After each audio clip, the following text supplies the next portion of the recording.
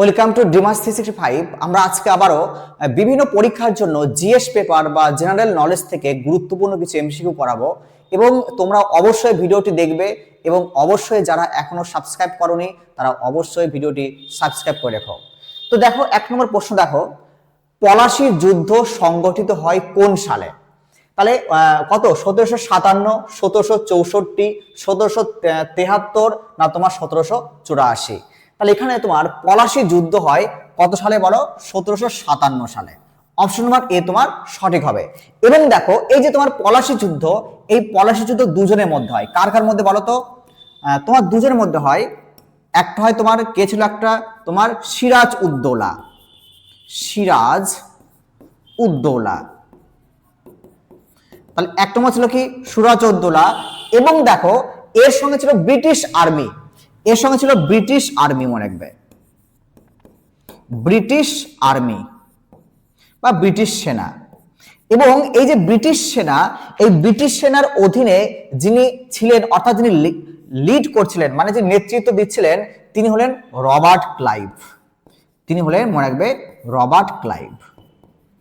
Robert Clive. প্রত্যেকের বোঝালে আশা করি।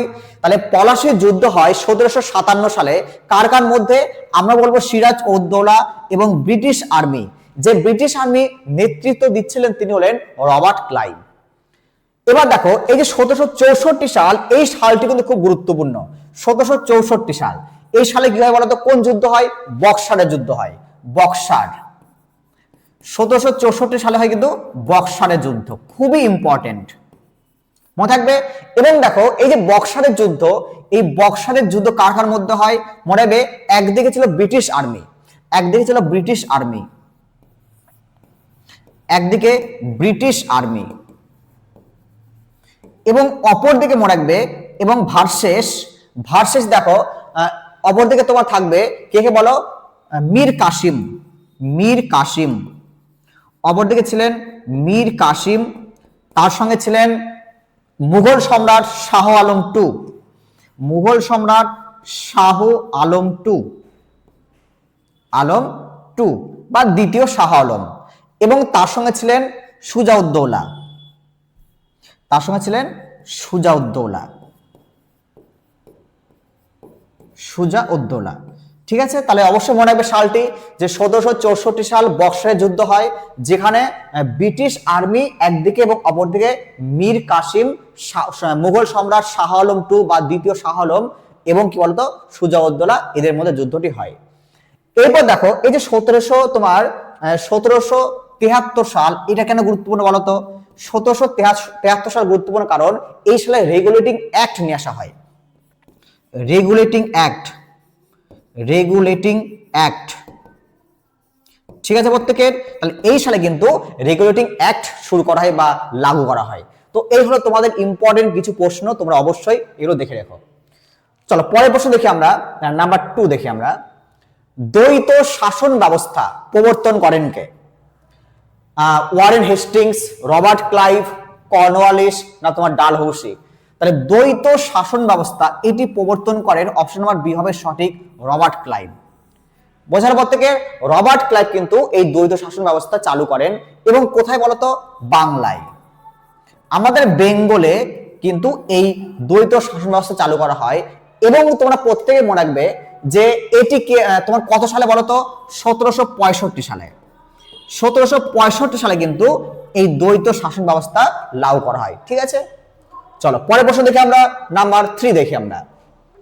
ভারতে প্রথম রেলপথ চালু কোন বছর শুরু হয়? মানে কোন বছর হয় প্রথম রেলপথ? প্রথম রেলপথ কোন বছর হয়? 1850, 1853, 1857 না তোমার 1861 সাল? তাহলে এখানে তোমার 1863 হবে, তোমার 53, 1853 সঠিক উত্তর একদম। অপশন নাম্বার বি তোমার 1853। এবং বলতো কত কে করেন বলতো? মনে হবে ডালহৌসি। ডালহৌসি। ডালহৌসি। তাই ডালহৌসি কিন্তু 1853 সালে প্রথম রেলপথ ভারতবর্ষে শুরু করেন বা চালু করেন। এবং তোমরা প্রত্যেকে মনে রাখবে কোথায় থেকে কোথায় প্রথম? মনে রাখবে থানে। থানে। থানে থেকে কোথায়? তোমার মুম্বাই বা বোম্বাই। বোম্বাই, তখন বোম্বাই নাম ছিল, তাহলে থানে থেকে বোম্বাই পর্যন্ত, থানে থেকে বোম্বাই পর্যন্ত প্রথম এই রেলপথ শুরু করা হয়। চলো পরের প্রশ্ন দেখি আমরা, নাম্বার 4। 1857 সালের মহাবিদ্রোহের সময় ভারতের গভর্নর জেনারেল কে ছিলেন? তাহলে 1857 সালের মহাবিদ্রোহ, এই সময় ভারতের যে গভর্নর জেনারেল ছিলেন Lord Dalhousie, Lord Canning, Lord Bentinck না লর্ড রিপন? তাহলে মহাবিদ্রোহের সময় ছিলেন লর্ড ক্যানিং, মনে হবে লর্ড ক্যানিং ছিলেন 1857 সালে মহাবিদ্রোহের গভর্নর জেনারেল। এবং তোমরা প্রত্যেকে মনে রাখবে যে এই মহাবিদ্রোহের পরেই কিন্তু ভারতবর্ষে একচেটিয়া ব্রিটিশ সাম্রাজ্যের রাজত্ব শুরু হয়। বোঝালে প্রত্যেকে অনেক সময় পরীক্ষায় দিয়ে দেয় যে কোন যুদ্ধের পর, কোন বিদ্রোহের পর ব্রিটিশরা ভারতবর্ষে পুরোপুরি আয়ত্ত করে। মনে রাখবে মহাবিদ্রোহের পর কিন্তু এই আয়ত্তটা ব্রিটিশরা করতে পারে ধীরে ধীরে। ঠিক আছে, ঠিক আছে, তাহলে চলো পরের প্রশ্ন দেখি আমরা। এবং এখানে এটাও মনে রাখবে যে এই লর্ড ক্যানিং ছিল কিন্তু প্রথম ভাইসরয়, ভারতবর্ষের প্রথম ভাইসরয় ছিলেন, প্রথম ভাইসরয়। তাহলে প্রথম ভাইসরয় যদি পরীক্ষায় কখনো আসে যে ভারতবর্ষের প্রথম ভাইসরয়কে, অবশ্যই সঠিক উত্তর হবে লর্ড ক্যানিং। এবং যদি বলে শেষ ভাইসরয়, তাহলে যদি বলে শেষ ভাইসরয়কে, শেষ ভাইসরয়কে, তাহলে কিন্তু হবে মাউন্ট ব্যাটেন। উত্তর হবে তোমার মাউন্ট ব্যাটেন, মাউন্ট ব্যাটেন। ঠিক আছে, তাহলে মাউন্ট ব্যাটেন হলেন শেষ ভাইসরয়। এবং এই মাউন্ট ব্যাটেনই কিন্তু আবার স্বাধীন ভারতের প্রথম ব্রিটিশ ভাইসরয় ছিলেন, স্বাধীন ভারতের। এবং যদি তোমাকে বলে যে স্বাধীন ভারতের প্রথম ভারতীয় ভাইসরয় কে ছিলেন বা জেনারেল কে ছিলেন, গভর্নর জেনারেল আবার নাম পরিবর্তন হয়, তিনি ছিলেন রাজা গোপালাচারী। চলো পরের প্রশ্ন দেখি আমরা, নেক্সট প্রশ্ন দেখি আমরা। অসহযোগ আন্দোলন প্রত্যাহার করা হয় কোন ঘটনার পর? অসহযোগ আন্দোলন, তোমরা বলো তো এই যে অসহযোগ আন্দোলন কত সালে শুরু হয়? তার মনে রাখবে যে অসহযোগ আন্দোলন শুরু হয় 1920 সাল থেকে। এই সময় শুরু হয়, মানে এই সালে শুরু হয় তোমার কি বলো, অসহযোগ আন্দোলনটি শুরু হয়। এবং দেখো কিসের জন্য এটি প্রত্যাহার করা হয়? তো দেখো 1920 সালে যখন এই অসহযোগ আন্দোলন শুরু হয়, তখন এই আন্দোলনের কিছু আন্দোলনকারীরা উত্তরপ্রদেশের গোরখপুর জেলার একটি গ্রাম ছিল চৌরিচোরা, একটা গ্রাম ছিল চৌরিচোরা, চৌরিচোরা। ঠিক আছে, তাহলে উত্তরপ্রদেশের গোরখপুর ডিস্ট্রিক্টের একটি গ্রাম ছিল চৌরিচোরা। সেই চৌরিচোরার কিন্তু থানাতে গিয়ে, পুলিশ থানাতে গিয়ে যারা আন্দোলনকারী তারা কিন্তু এই থানাটাকে পুড়িয়ে দেয়। এই পোড়ানোর ফলে ওখানে অনেক যে পুলিশ ছিলেন সেই পুলিশ কিন্তু মারা যায়। এই কারণে কিন্তু এই যে তোমার ঘটনা ঘটে তোমার 4 ফেব্রুয়ারি 1922 সালে। আমি আবার একটু বলছি তোমাদের, আবার একটু বলছি ধরো যে 1922 সালে 4 ফেব্রুয়ারিতে উত্তরপ্রদেশের চৌরিচোরা নামক একটি গ্রামে যে সমস্ত আন্দোলনকারী ছিলেন এই অসহযোগ আন্দোলনের, তারা কিন্তু পুলিশ থানা জ্বালিয়ে দেয় এবং অনেক পুলিশ আর্মি সেখানে মারা যান। যার ফলে কিন্তু বাধ্য হয়ে কিন্তু মহাত্মা গান্ধী এই অসহযোগ আন্দোলনটি তুলতে বাধ্য হন। ঠিক আছে, তাহলে উত্তর হবে অপশন বি নাম্বার, চৌরিচোরা ঘটনা, চৌরিচোরা ঘটনা।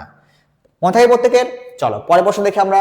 এবং দেখো আরেকটা প্রশ্ন যদি দেয় যে অসহযোগ আন্দোলন কত তারিখে তোমার প্রত্যাখ্যান করা হয় বা তুলে নেওয়া হয়? মনে রাখবে তোমরা 11 ফেব্রুয়ারি তোমার 1922 সাল, 11 ফেব্রুয়ারি 1922 সালে এই অসহযোগ আন্দোলনটিকে কিন্তু তোমার প্রত্যাখ্যান করে নেওয়া হয় বা তোমার কল অফ করা হয়। ওকে, চলো পরের প্রশ্ন দেখি আমরা, নাম্বার 6 দেখি। দিল্লি সুলতানাতের প্রথম শাসক কে ছিলেন? তাহলে দিল্লি সুলতানাতের প্রথম শাসক, আগে বলো যে দিল্লি সুলতানাতের প্রথম বংশ কোনটি? তাহলে প্রথম বংশ হলো তোমার দাস বংশ, প্রথম তোমার দাস বংশ। তাহলে এই দাস বংশের প্রতিষ্ঠা যিনি ছিলেন তিনিই হলেন দিল্লি সুলতানাতের প্রথম শাসক। তাহলে কে দাস বংশের প্রতিষ্ঠাতা? কুতুবউদ্দিন আইবক, কুতুবউদ্দিন আইবক, কুতুবউদ্দিন আইবক মনে রাখবে। তাহলে এই কুতুবউদ্দিন আইবকই ছিলেন কিন্তু দিল্লি সুলতানাতের প্রথম শাসক। ঠিক আছে, চলো পরের প্রশ্ন দেখি আমরা, নেক্সট প্রশ্ন দেখি আমরা, নাম্বার 7 দেখি। দ্বিতীয় পানিপথের যুদ্ধ কোন সালে হয়? দ্বিতীয় পানিপথের যুদ্ধ কোন সালে হয়? 1526, 1536, 39, 1556 না 1565? তাহলে দ্বিতীয় পানিপথের যুদ্ধ হয়, অপশন নাম্বার সি হবে সঠিক, 1556 সালে। ঠিক আছে, তাহলে 1556 সালে এই দ্বিতীয় পানিপথের যুদ্ধ হয়। এবং তোমরা প্রত্যেকে মনে রাখবে যে এই যুদ্ধটি হয় কার কার মধ্যে? আকবর ও হিমুর মধ্যে। আকবর ও হিমুর মধ্যে এই যুদ্ধটি হয়। এবং দেখো এই যে আকবর, এই আকবরের যে আর্মি, সেই আর্মিকে লিড বা নেতৃত্ব করছিলেন কে বলতো? বৈরাম খাঁ। বৈরাম খাঁ।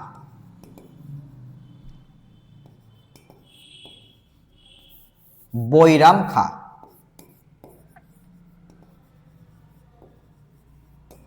তাহলে বৈরাম খাঁ কিন্তু এই আকবরের যে আর্মি ছিল সেই আর্মিটিকে নেতৃত্ব করছিলেন এবং বিপরীত দিকে কে ছিলেন? হিমু ছিলেন। ঠিক আছে, তাহলে এই হলো তোমার দ্বিতীয় পানিপথের যুদ্ধ। এরপর দেখো নাম্বার 8, দেখো জিজিয়া কর পুনরায় চালু করেন কে? জিজিয়া কর। জিজিয়া কর প্রথম পুনরায় কে চালু করেন? আগে বলো জিজিয়া কর কি? আগে বলো জিজিয়া কর কি? দেখো জিজিয়া কর হলো নন মুসলিম যারা, অর্থাৎ অমুসলিম, যারা অমুসলিম ছিল, অমুসলিম, অমুসলিম যারা অমুসলিম ছিল সেই সমস্ত অমুসলিমদের প্রোটেকশনের জন্য বা রক্ষার জন্য কিছু ট্যাক্স নিতেন সেই সময় তোমার যে মুসলিম শাসক ছিলেন সেই শাসকরা। তো এই ট্যাক্সটাকে বলা হয় কিন্তু তোমার জিজিয়া কর। তাহলে পরীক্ষায় কিন্তু অনেকবার দিয়েছে যে জিজিয়া কর কাদের উপর লাগু করা হয়? তাহলে আমরা বলবো নন মুসলিম বা অমুসলিম, নন মুসলিম বা বলবো অমুসলিমদের উপর এই ট্যাক্সটি নেওয়া হতো তাদের প্রোটেকশনের জন্য। এবং দেখো এই ট্যাক্সটা প্রথম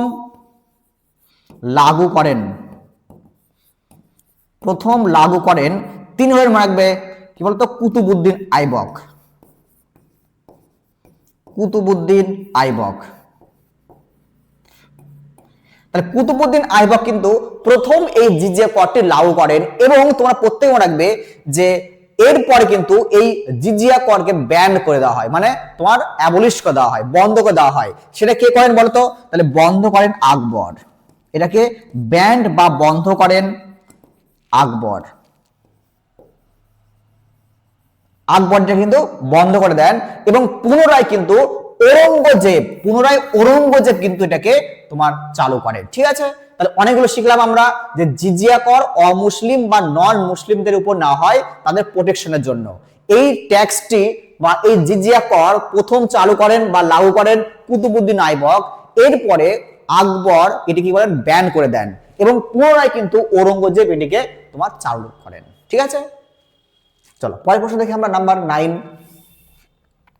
পানিপথের প্রথম যুদ্ধ কার কার মধ্যে হয়? পানিপথের প্রথম যুদ্ধ, তাহলে পানিপথের প্রথম যুদ্ধ হয় কত সালে বলো? 1556 সালে। 1556 সালে যুদ্ধটি হয় এবং এই যুদ্ধটি কার কার মধ্যে বলো? বাবর এবং ইব্রাহিমের মধ্যে হয়। অপশন নাম্বার এ হবে তোমার সঠিক হবে, বাবর এবং ইব্রাহিম লোদির মধ্যে এই যুদ্ধটি হয়। তাহলে একটু আগে আমরা পেলাম আকবর আর হিমুর মধ্যে কি হয়? দ্বিতীয় পানিপথের যুদ্ধ। দ্বিতীয় পানিপথের যুদ্ধ মনে থাকবে। তাহলে 1556 সালে হয় দ্বিতীয় পানিপথের যুদ্ধ আকবর আর হিমুর মধ্যে। এবং দেখো বাবর এবং রানার মধ্যে কি যুদ্ধ হয় বলতো? খানোয়ার যুদ্ধ। বাবর এবং রানার সঙ্গের মধ্যে হয় খানোয়ার যুদ্ধ। খানোয়ার যুদ্ধ। খানোয়ার যুদ্ধ এবং সালটা কত? 1527 সালে। ঠিক আছে, এবং দেখো হুমায়ুন এবং শেরশাহের মধ্যে যুদ্ধ হয়। হুমায়ুন এবং শেরশাহের মধ্যে যুদ্ধ হয় চৌসারের যুদ্ধ, একটা আমরা বলবো চৌসারের যুদ্ধ। সালটা কত? 1539 সাল। তো এই সময় কিন্তু হয় তোমার চৌসারের যুদ্ধ।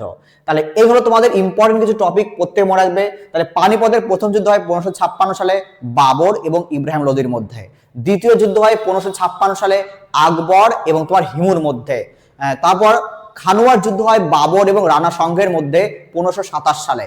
এবং দেখো খানোয়ার যুদ্ধ হয় হুমায়ুন আর শেরশাহের মধ্যে যুদ্ধ হয় কি বলতো? তোমার চৌসারের যুদ্ধ। আর একটা তোমার কনৌজের যুদ্ধ।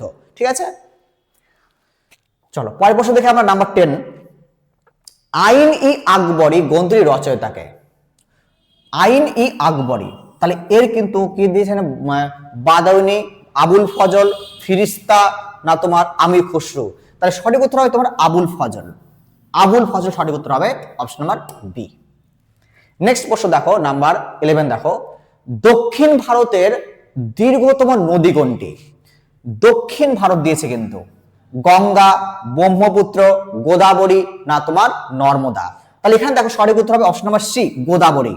গোদাবরী মনে রাখবে দক্ষিণ ভারতের সবচেয়ে দীর্ঘতম নদী, এবং কিন্তু এই নদীটির যে দৈর্ঘ্য হয় 1465 কিলোমিটার। এই নদীটির দৈর্ঘ্য হয় 1465 কিলোমিটার, যেটি দক্ষিণ ভারতের দীর্ঘতম নদী। এবং দেখো একে বলা হয় বৃদ্ধা গঙ্গা বা বৃদ্ধ গঙ্গা, একে বলা হয় বৃদ্ধ গঙ্গা, মাথায় প্রত্যেকের। তাহলে গোদাবরী নদীকে বলা হয় কি? বৃদ্ধ গঙ্গা বলা হয়, এবং যার দৈর্ঘ্য কত? 1465 কিলোমিটার। এবং মনে রাখবে এই যে নর্মদা, এই নর্মদা সবচেয়ে দীর্ঘতম পশ্চিম বাহিনী নদী, দীর্ঘতম পশ্চিম বাহিনী নদী, পশ্চিম বাহিনী নদী। তাই নর্মদা মনে রাখবে সবচেয়ে দীর্ঘতম পশ্চিম বাহিনী নদী। এবং গঙ্গা প্রত্যেকে জানো, গঙ্গা কি ভারতের সবচেয়ে দীর্ঘতম নদী, ভারতের সবচেয়ে দীর্ঘতম নদী, যার দৈর্ঘ্য কত? 2525 কিলোমিটার, যার দৈর্ঘ্য 2525 কিলোমিটার। চলো পরের প্রশ্ন দেখি আমরা, নাম্বার 12 দেখি আমরা, মানব দেহে ইনসুলিন হরমোন কোথা থেকে নিঃসৃত হয়? ইনসুলিন হরমোন, ইনসুলিন হরমোন কোথা থেকে নিঃসৃত হয়? লিভার থেকে, না তোমার থাইরয়েড থেকে, না তোমার অগ্নাশয় থেকে, না তোমার পিটুইটারি থেকে? দেখ তাহলে ইনসুলিন যে হরমোন, এটি নিঃসৃত হয় তোমার অপশন নাম্বার সি, অগ্নাশয় থেকে। মনে থাকবে, তাহলে ইনসুলিন হরমোন নিঃসৃত হয় অগ্নাশয় থেকে। এবং তোমরা মনে রাখবে এই অগ্নাশয়কে বলা হয় কি বলতো? মিশ্র গ্রন্থি বলা হয়, একে বলা হয় মিশ্র গ্রন্থি। ঠিক আছে, মনে থাকবে প্রত্যেকের। তাহলে অগ্নাশয়কে বলা হয় মিশ্র গ্রন্থি, যেটা থেকে আমার বের হয় কি বলতো? Insulin hormone. এবার দেখো আমরা যদি বলি যে থাইরয়েড, তাহলে থাইরয়েড থেকে কি বের হয়? তাহলে থাইরয়েড থেকে বের হয় তোমার মনে রাখবে এটা কি বলতো? তোমার থাইরক্সিন, থাইরক্সিন হরমোন। তাহলে থাইরয়েড থেকে নিঃসৃত হয় থাইরক্সিন হরমোন। এবং যে পিটুইটারি আছে, দেখো পিটুইটারি, এই পিটুইটারি থেকে নিঃসৃত হয় তোমার এসিটিএইচ। এসিটিএইচ মানে কি বলো? Adrenocorticotropic hormone. অ্যাড্রিনোকর্টিকোট্রপিক হরমোন হয় এসিটিএইচ। এরপর দেখো GH, growth hormone, GH growth hormone. এরপর দেখো টিএসএইচ, থাইরয়েড স্টিমুলেটিং হরমোন। তো এই হরমোনগুলো তোমার মনে রাখবে, এবং তোমার পারলে এর তোমার যে ফুল ফর্মগুলো অবশ্যই জেনে রাখবে। এবার দেখো লিভার, লিভার কি বলতো?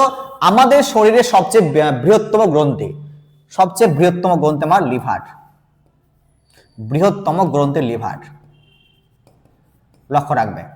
তো এতগুলো পয়েন্ট তোমরা অবশ্যই মনে রাখবে। চলো নেক্সট প্রশ্ন দেখে আমরা, নাম্বার 13, ভারতের বৃহত্তম রাজ্য কোনটি? মহারাষ্ট্র, উত্তরপ্রদেশ, মধ্যপ্রদেশ, না রাজস্থান? তাহলে সঠিক উত্তর হবে কিন্তু রাজস্থান। সঠিক উত্তর ভারতের সবচেয়ে বৃহত্তম রাজ্য রাজস্থান। এবং যদি ক্ষুদ্রতম বলে, যদি আমাকে ক্ষুদ্রতম বলে, তাহলে ক্ষুদ্রতম মনে রাখবে তোমরা গোয়া। ঠিক আছে, ক্ষুদ্রতম রাজ্য আমাদের গোয়া। চলো নেক্সট প্রশ্ন দেখে আমরা, নাম্বার 14 দেখি, কর্কটক্রান্তি রেখা ভারতের কয়টি রাজ্যের মধ্য দিয়ে অতিক্রম করে? 6টি, 7টি, 8টি, না 9টি? তাহলে আমার দেখো কর্কটক্রান্তি রেখা তোমার মোট 8টি রাজ্যের মধ্য দিয়ে অতিক্রম করে। 8টি রাজ্য কি কি দেখো, আমরা বলবো দেখো প্রথমে গুজরাট, প্রথমে দেখো গুজরাট, তারপর দেখো রাজস্থান, তারপর দেখো মধ্যপ্রদেশ, গুজরাট, রাজস্থান, মধ্যপ্রদেশ, ছত্তিশগড়, ছত্তিশগড়, তারপর তোমার ওয়েস্ট বেঙ্গল, ওয়েস্ট বেঙ্গল, তারপর তোমার মিজোরাম,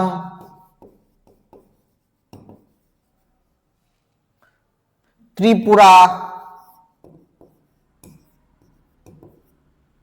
ঝাড়খণ্ড। তার কথা হলো দেখো তো একটু, 1 2 3 4 5 6 7 8, 8টি রাজ্য। ঠিক আছে, গুজরাট, রাজস্থান, মধ্যপ্রদেশ, ছত্তিশগড়, ওয়েস্ট বেঙ্গল, মিজোরাম, ত্রিপুরা আর তোমার ঝাড়খণ্ড। তো এতগুলো রাজ্যের মানে টোটাল 8টি রাজ্যের মধ্য দিয়ে এই কর্কটক্রান্তি রেখা বা ট্রপিক অফ ক্যান্সার তোমার প্রবাহিত বা অতিক্রম করে। নেক্সট প্রশ্ন দেখো নাম্বার 15, ভারতের কোন উপকূলটি মালাবার উপকূল নামে পরিচিত? এই যে দেখো মালাবার উপকূল, এই মালাবার উপকূল অ্যাকচুয়ালি কোনটি বলতো, কোন রাজ্যে মানে কোন রাজ্যে অবস্থিত? অ্যাকচুয়ালি মনে হবে কেরালা। মালাবার উপকূল অ্যাকচুয়ালি তোমার কেরালা রাজ্যে অবস্থিত। আর এই কেরালা রাজ্য কোন দিকে, কোন উপকূল অবস্থিত? আমাদের উপকূল দুটি হয়, ধরো আমাদের ভারতবর্ষ, এই ভারতবর্ষে এই উপকূলটি বলা হয় পশ্চিম উপকূল, এই উপকূলকে বলা হয় পশ্চিম উপকূল, আর একে বলা হয় তোমার পূর্ব উপকূল, একে বলা হয় তোমার পূর্ব উপকূল।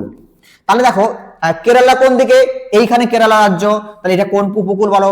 পশ্চিম উপকূল।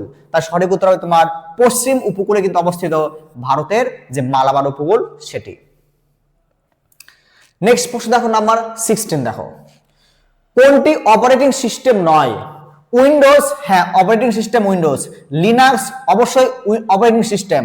ইউনিক্স অবশ্যই অপারেটিং সিস্টেম, কিন্তু মনে রাখবে এমএস এক্সেল কিন্তু অপারেটিং সিস্টেম নয়, এটি একটি অ্যাপ্লিকেশন সফটওয়্যার, এটি একটি অ্যাপ্লিকেশন সফটওয়্যার, অ্যাপ্লিকেশন সফটওয়্যার। তাহলে মনে রাখবে যে এমএস এক্সেল, এমএস ওয়ার্ড, তারপর তোমার পাওয়ার পয়েন্ট, এগুলো প্রত্যেকটা কিন্তু অ্যাপ্লিকেশন সফটওয়্যার। আর এই যে তিনটি উইন্ডোজ, লিনাক্স, ইউনিক্স, এগুলো প্রত্যেকটা কিন্তু আমার অপারেটিং সফটওয়্যার বা সিস্টেম। চলো পরেরটা দেখি আমরা নাম্বার 17 দেখি। www এর পূর্ণরূপ কি? World web wide, world wide web, web world wide না ওয়াইড ওয়ার্ল্ড ওয়েব? তাই www এর যে পূর্ণরূপ হয় অপশন নাম্বার বি সঠিক হবে world wide web. Option B তোমার সঠিক হবে ওয়ার্ল্ড ওয়াইড ওয়েব।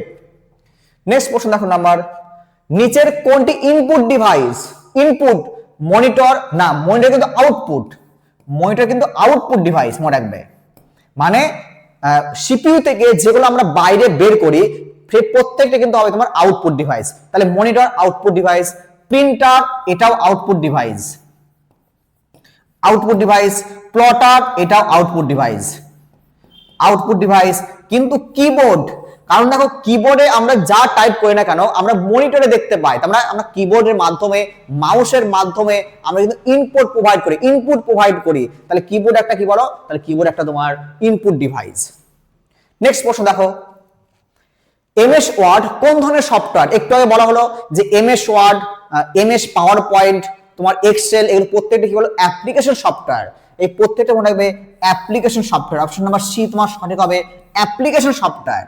চলো ঠিক আছে প্রত্যেকের, এরও কিন্তু কেউ ভুল করবে না, কারণ কিন্তু খুবই ইজি হয়তো প্রশ্ন করবে তোমাদের। হ্যাঁ নেক্সট প্রশ্ন দেখো, 1 কেবি মানে কত বাইট?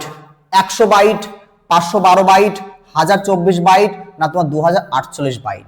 তাহলে এখানে তোমার 1 কেবি মানে মনে রাখবে 1024 বাইট। অপশন নাম্বার সি তোমার সঠিক হবে 1024 বাইট।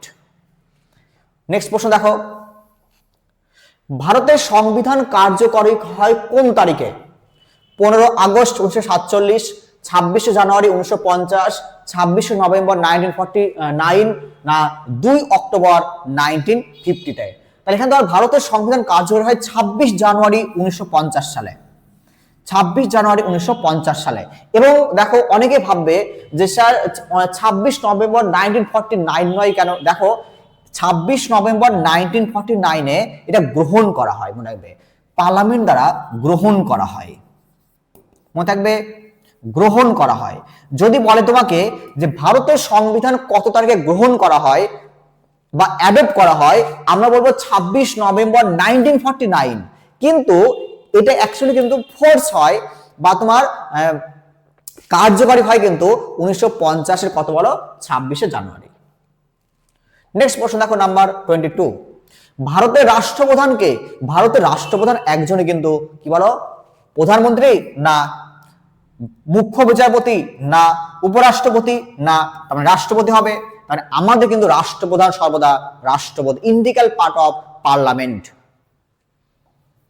নাম্বার 23 দেখো, পঞ্চায়েতি রাজ ব্যবস্থাকে সাংবিধানিক মর্যাদা দেয় কোন সংশোধনী আইন?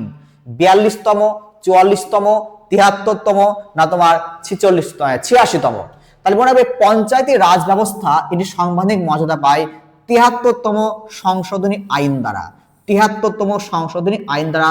খুব খুব ইম্পর্টেন্ট কিন্তু, ওকে। এবং দেখো এই যে 86 কত সালে হয় বলতো? 2002 সালে। 86 হয় 2002 সালে এই আইনটি নিয়ে আসা হয়, এবং এই আইনের মাধ্যমে বলা হয় মানে তোমার 86তম যে অ্যামেন্ডমেন্ট অ্যাক্ট, এই অ্যামেন্ডমেন্ট অ্যাক্টে একটা তোমার আর্টিকেল ইন্ট্রোডিউস করা হয়। সেই আর্টিকেলটা কত বলতো? 21 তাহলে 21 কে তোমার 86তম অ্যামেন্ডমেন্ট অ্যাক্টের মাধ্যমে আমাদের সংবিধানে এন্ট্রি করানো হয়। এবং এই 21 বা 86তম যে তোমার অ্যামেন্ডমেন্ট অ্যাক্ট, এখানে বলা হয় যে 6 থেকে 14 বছর বয়সী সমস্ত শিশুদের বিনামূল্যে অবশ্যই তাদেরকে কম্পালসারি কিন্তু অবশ্যই এর ফ্রিতে এডুকেশন দেওয়া হবে 6 থেকে 14 বছর পর্যন্ত। পরীক্ষায় খুবই আসে, পরীক্ষায় বলবে যে 6 থেকে 14 বছর বয়সী শিশুদের ফ্রিতে এডুকেশন, এটি কততম অ্যামেন্ডমেন্ট অ্যাক্টে রয়েছে? 86, বা বলবে কততম আর্টিকেল মনে রাখবে? 21 এর এতে কিন্তু। নেক্সট প্রশ্ন দেখো নাম্বার 24, রাজ্যসভার স্থায়ী সদস্য কত? রাজ্যসভার স্থায়ী সদস্য মনে হবে 250 কিন্তু টোটাল আমার অ্যাকচুয়ালি বলতো স্থায়ী সদস্য হয় তোমার পার্মানেন্ট, এটা মনে হবে পার্মানেন্ট, এটা আমার পার্মানেন্ট বা স্থায়ী। পার্মানেন্ট কিন্তু তোমার 250টা, এবং যে বর্তমানে আছে কত? 245টি, এটা বর্তমানে, এটা কিন্তু বর্তমানে আছে, আর পার্মানেন্ট আছে তোমার 250টি। নেক্সট প্রশ্ন দেখো, মৌলিক অধিকারের সংখ্যা কয়টি? মৌলিক অধিকার মনে রাখবে টোটাল 6টি রয়েছে আমাদের মৌলিক অধিকার, ঠিক আছে। তো এই হলো আমাদের খুবই খুবই গুরুত্বপূর্ণ 25টি প্রশ্ন। তোমরা অবশ্যই ভিডিওটি দেখবে, লাইক করবে এবং অবশ্যই এটাকে সাবস্ক্রাইব করবে।